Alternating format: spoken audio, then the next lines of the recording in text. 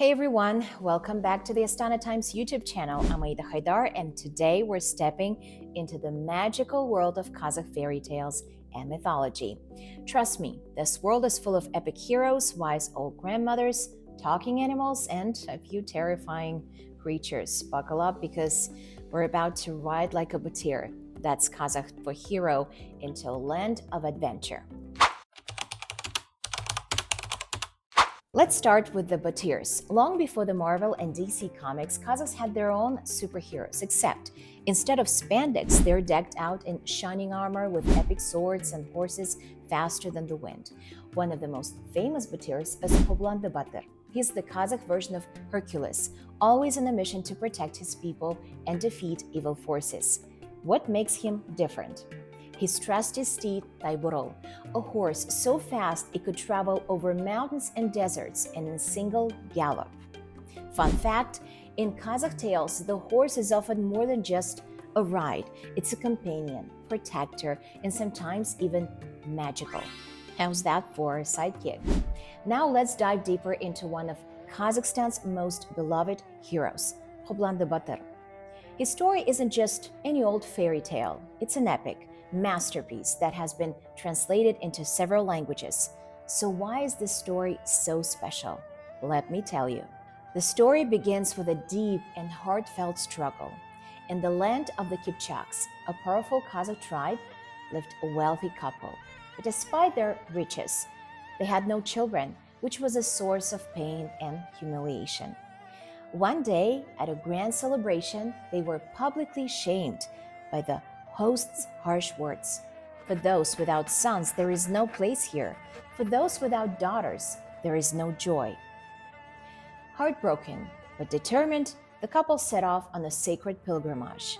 They wandered through holy places, prayed to the spirits of their ancestors, and walked so far that the iron shoes wore down to thin coins and their staffs became as small as needles. Just when they were about to lose hope, their prayers were answered. They were blessed with the son, Koblandy. Not just any son, but one destined for greatness.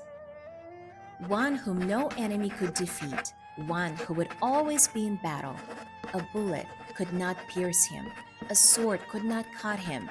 Throw him into water, he would not drown. Throw him into fire, he would not burn. Talk about a legendary birthright. Even as a child, Koblandy showed extraordinary strength and wisdom. By the age of 5, he was already deep in his thought. By 6, his mind was as sharp as any elder's. And by 12, well, that's when things really took off. He saddled his legendary horse, donned his armor, and strapped on his sword and bow, and was ready for battle. Imagine a 12-year-old with the bravery of a lion and the heart of the warrior. His horse wasn't just a regular horse either. He could travel 6 days worth of distance in just 3 hours and was set to fly with the power of wings.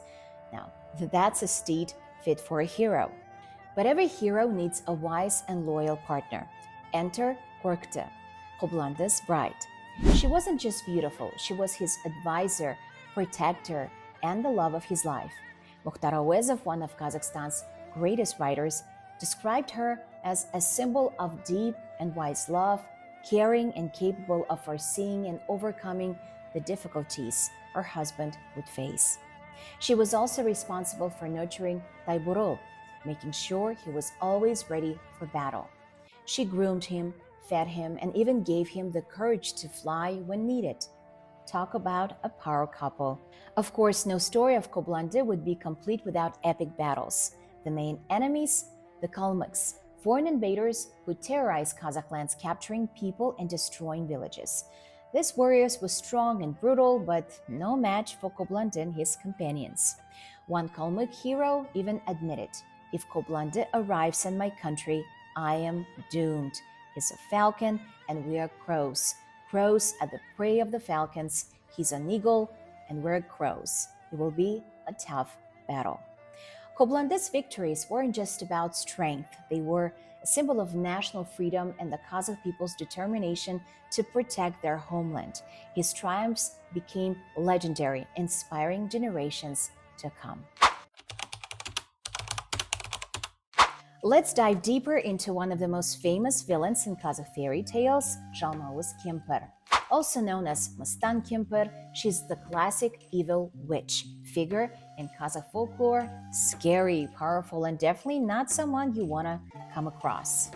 Zhalmauyz Kempir symbolizes evil and injustice. In Kazakh tales, she's known for her cunning, schemes, and endless attempts to cause harm to people. Her name itself is quite telling. Zhalmauyz roughly translates to devourer, and Kempir means old woman or crone. Pretty obvious, right? But like all great villains, she's never invincible. Heroes in these tales often defeat her with a combination of bravery, intelligence, and resourcefulness. That's one of the main themes in Kazakh folklore, the triumph of good over evil through courage and cleverness. So what makes her so terrifying?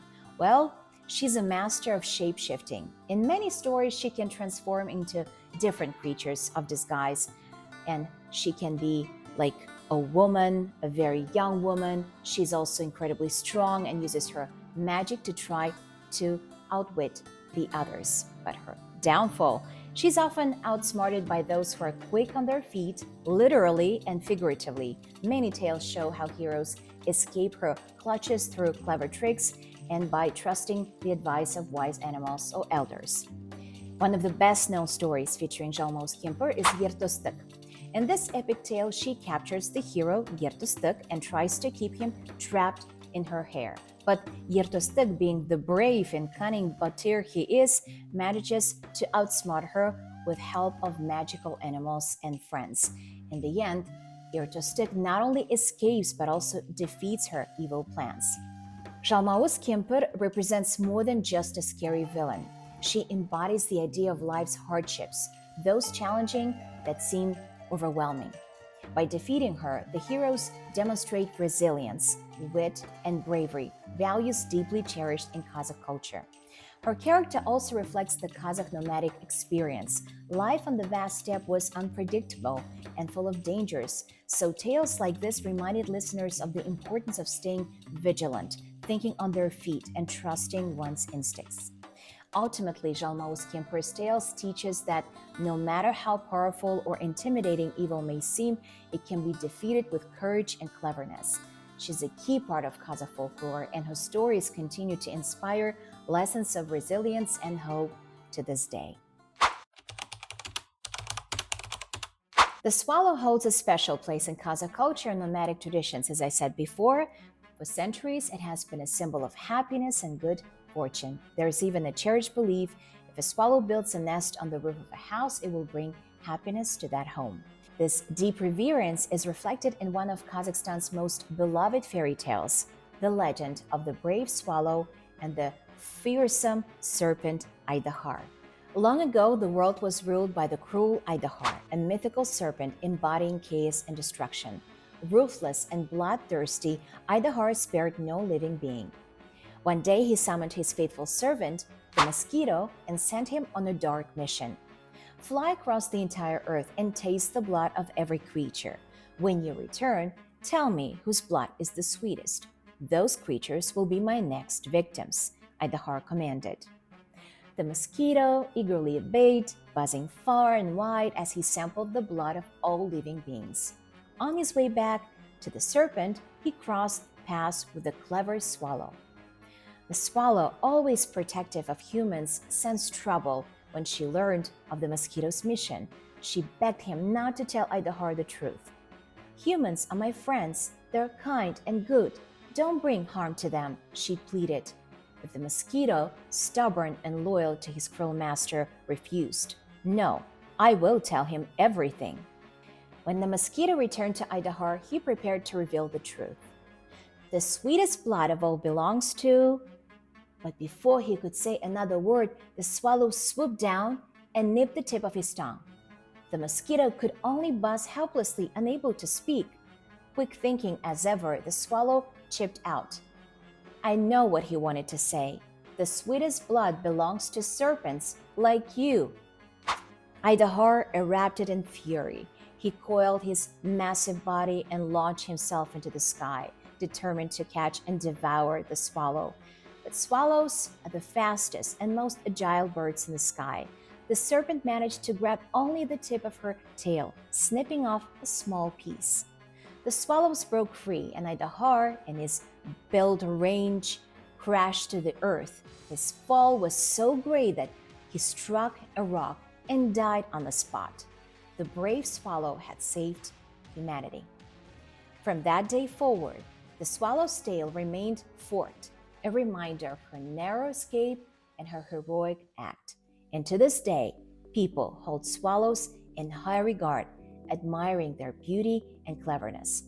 This beautiful tale was so cherished that my namesake, the legendary Kazakh animator Amin Haydarov, created a cartoon based on the story in 1967.